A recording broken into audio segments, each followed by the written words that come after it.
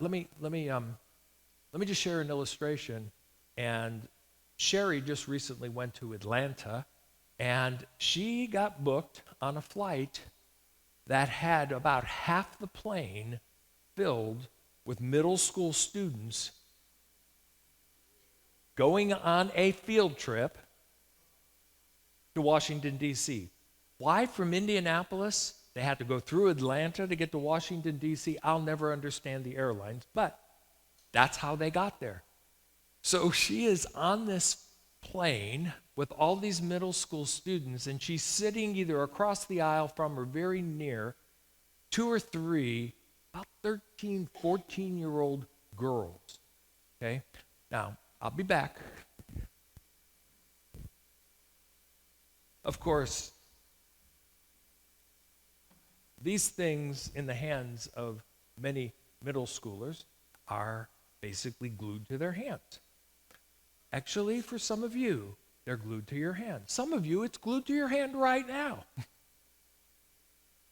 But these girls, and Sherry says literally, these girls, it takes 90 minutes to get from Indianapolis to Atlanta. 90 minutes. Pouty face. Sexy face. Bright eyes. Sad eyes. Whatever. She said they took, what'd you say, 100, 200?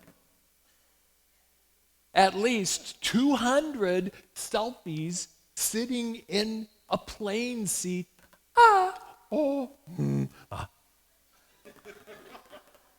Okay.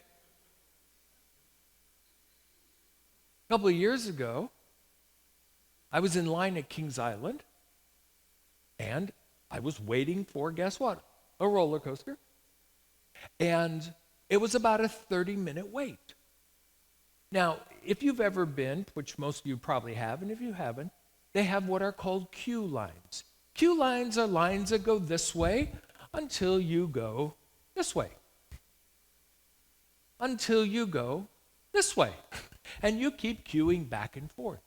There were three, probably 13, 14-year-old girls.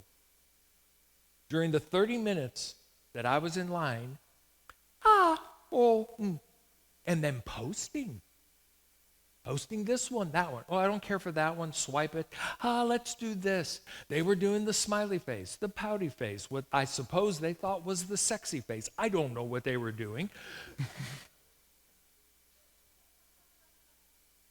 And then they were posting, and then they would check their phone. Yeah, look, I got 6 likes.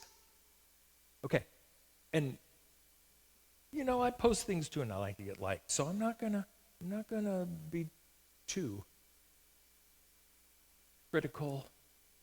But here's my concern. Okay, I made fun a little bit. Here's my concern. Based on Pastor Craig's statement, my life is always moving in the direction of my strongest thoughts. What if these teens, and I suspect this is part of these teens' strongest thoughts are this. Listen, look at me. Notice me. Like me.